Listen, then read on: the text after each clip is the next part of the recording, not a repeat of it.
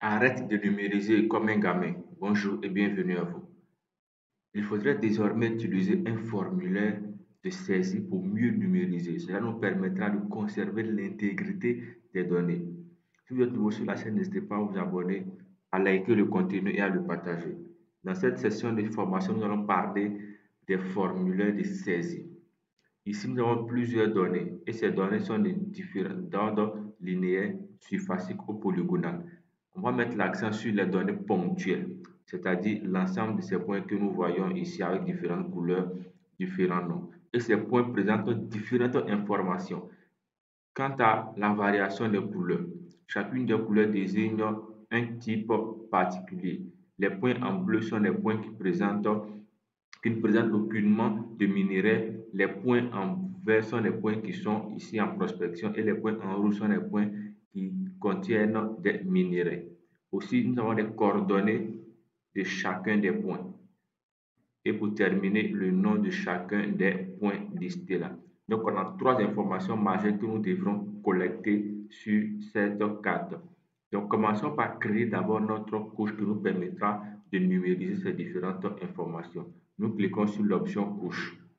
Après cela, créer une couche. Nous allons choisir de créer une couche GeoPackage. Pourquoi un GeoPackage? Un GeoPackage parce qu'il propose plus d'options de manipulation et aussi il propose un nombre limité de fichiers. En l'occurrence, un et un seul fichier, contrairement au Shapefile qui propose 4 ou 5 fichiers. Donc, on choisit le GeoPackage pour ce cas pratique. Concernant le nom de la donnée, nous cliquons à ce niveau. Nous allons l'appeler point. C'est un peu banal, mais nous l'appelons point.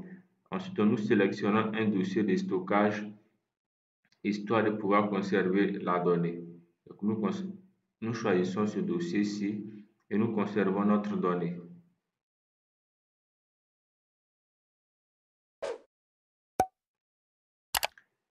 Après cela, je choisis le dossier-ci. OK. Je lance par enregistrer.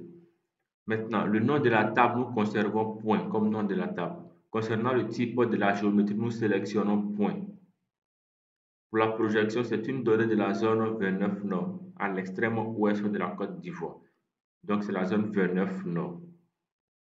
Si vous ne retrouvez pas les zones précises en fonction de votre lieu d'habitation, de votre zone d'étude, notifiez-moi en commentaire pour que je vous laisse un fichier dans lequel vous pourrez trouver un certain nombre de zones selon les positions en Afrique. Donc, je choisis ici la zone 29. Nous continuons les manipulations. Au niveau de nouveau champ, nous avions dit nous aurons trois informations. D'abord, l'information sur la typologie du puits, l'information sur la coordonnée et l'information aussi sur le nom de la donnée. Donc, commençons par saisir ici nom. Pour ce qui est du nom de la donnée, je fais choix ici texte. Ensuite, je fais ajouter. Je ne vais pas limiter le nombre de caractères. Je vais faire ajouter. Ensuite, je vais créer un second que je vais appeler type. Ensuite, comme le type ici, il est textuel, je conserve texte et je fais ajouter.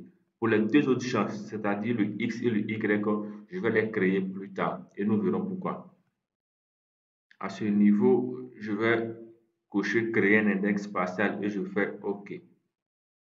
Ceci étant fait, j'ai ma couche ponctuelle qui est créée et je vais faire un clic droit. Je fais ouvrir la table d'attributs. Dans la table d'attributs, on peut bien voir qu'il n'y a pas de données, seulement que le champ nom et le champ type que nous venons de créer. Nous allons maintenant créer deux autres champs, c'est-à-dire le champ X et le champ Y qui concernent, disons, qui comportent les coordonnées. Donc, je vais aller dans l'option calculatrice de champ qui est accessible par le raccourci CTRL-I. Je lance la calculatrice de champ. À ce niveau, je vais créer un champ virtuel que je vais nommer X. Je nomme X. Et pour le type de ce champ, je vais choisir décimal double. Après cela, je vais lui appliquer une formule, c'est-à-dire la formule pour générer les coordonnées automatiquement, c'est $x. Donc, je tape $x et je fais OK. Automatiquement, mon champ X est créé. Je fais la même manipulation. J'accède à ma calculatrice de champ. Je crée un nouveau champ virtuel nommé Y avec pour type décimal et je saisis ma fonction $y. Je fais OK. Ceci étant fait, je vais fermer ma table d'attributs. Ensuite, je fais un clic droit sur ma donnée qui est appelée point, celle que je viens de créer. Clic droit, je fais propriété. Dans les options de propriété, va se passer un ensemble de manipulations d'une importance capitale à suivre avec beaucoup d'intérêt. Dans ce panneau-ci, je vais rechercher l'option formulaire d'attributs. Donc, on peut bien voir qu'on a un ensemble d'informations ici comme information, source, symbologie, étiquette et autres. Nous choisissons formulaire d'attributs. Dans le formulaire d'attributs, il sera question pour nous de choisir le contenu qui sera saisi dans chacun des champs, histoire de conserver l'intégrité ou de contrôler les données qui seront saisies. Prenons le premier cas, concernant le nom des données. Et nous savons bien que les noms sont déjà listés. On va prendre simplement les noms de 1 à 5. Pour ne pas faire beaucoup, nous prendrons les noms de 1 à 5. On pourrait le faire pour tous les points, mais comme nous n'allons pas numériser tous les points, nous prenons les points de 1 à 5. Donc, pour ce faire, je sélectionne non à ce niveau. Et au niveau de éditer, édition de texte, ou les types d'outils, vous cliquez dedans, vous allez choisir une autre option. Et l'option à choisir ici sera liste de valeurs. Liste de valeurs. Vous cliquez et vous pourrez pour chacune des données, disons dans ce tableau, disons intégrer des informations. Je vais ici mettre, je tape 1 et en description, je vais mettre ici P01. C'est comme cela que les noms sont notés. Donc je mets 2, ensuite je mets PT02, ensuite je mets 3 et je mets PT03. Ensuite 4 et je mets PT04. Enfin 5 et je mets PT05.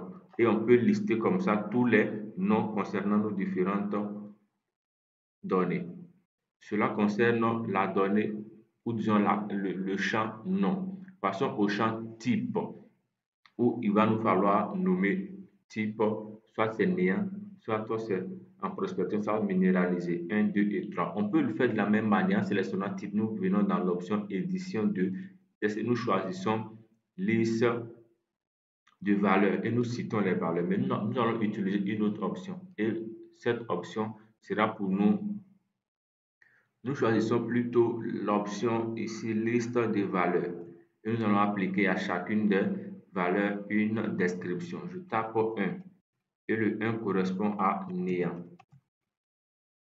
Ensuite, je tape 2 et le 2 est nommé en prospection.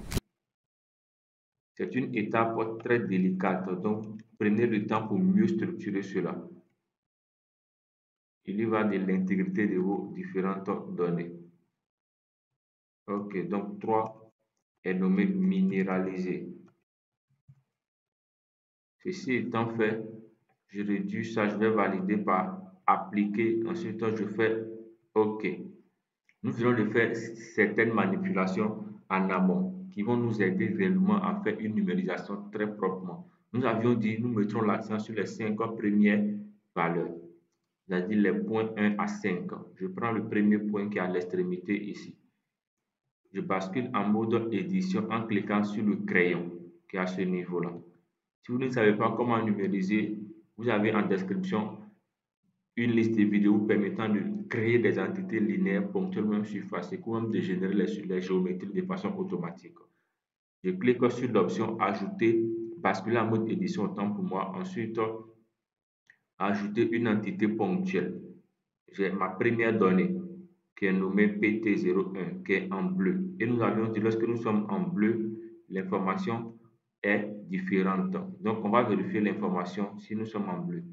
Toutes les données en bleu sont notées néant. Voilà. Donc, on va le faire automatiquement en choisissant notre option ajouter point, je clique sur le point en question. Ok, je fais un clic gauche. Et vous allez voir ce qui va se passer. Concernant le FID, cela est généré automatiquement. Nous n'avons pas de l'information à saisir à ce niveau. Au niveau du nom, lorsque je vais cliquer, vous voyez bien qu'il me propose directement les noms PT01. Je ne peux pas imaginer un nom à saisir, ce n'est pas possible. Cela me permet d'éviter les erreurs lors de la saisie parce qu'on est épuisé, on peut avoir à faire des erreurs dans la saisie. Donc, je ne saisis pas le texte à ce niveau-là. Au niveau des types, je clique et je choisis néant. On l'avait dit, le type était néant. Comme c'est en bleu, je clique néant et je fais OK. Je fais ici pour le point 2, je fais la même manipulation, je clique, je l'appelle point 2. Ensuite, le type, c'est aussi néant. Comme c'est en bleu, je fais OK. Le 3, il est à ce niveau, il est toujours en bleu. Je clique, je l'appelle point 3. Type, il est néant. Je fais OK. Donc, je me déplace dans ma carte. Il reste le point 4 et le point 5.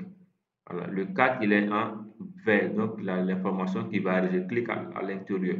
Je lui donne le nom point 4 et pour la typologie, c'est en prospection. Je fais OK. Et pour le point 5, nous avons un puits qui est minéralisé. Je clique et je lui donne point 5 comme nom type, je vais minéraliser. Vous avez vu que les coordonnées X et Y n'ont pas été touchées. Je vais faire OK. Donc voici numériser 5 points au pied levé. J'ouvre la table d'attributs de ma couche ponctuelle par le raccourci F6. On voit automatiquement que les informations concernant le nom de chacun des points est renseigné pour la typologie, cela est renseigné et automatiquement les coordonnées X et Y sont renseignées. Donc très facilement et très aisément, voilà, ici fait une numérisation en partant d'un formulaire de saisie qui nous a permis de contrôler l'intégrité de la donnée. Si cette vidéo vous a permis d'en savoir davantage, n'hésitez pas à vous abonner, à liker le contenu et à le partager. On va finaliser par sauvegarder en cliquant sur la disquette là et nous fermons l'édition en cliquant sur le crayon. Je peux maintenant fermer ma table d'attributs et j'ai désormais mes nouvelles données qui sont là. À très bientôt, prenez soin de vous.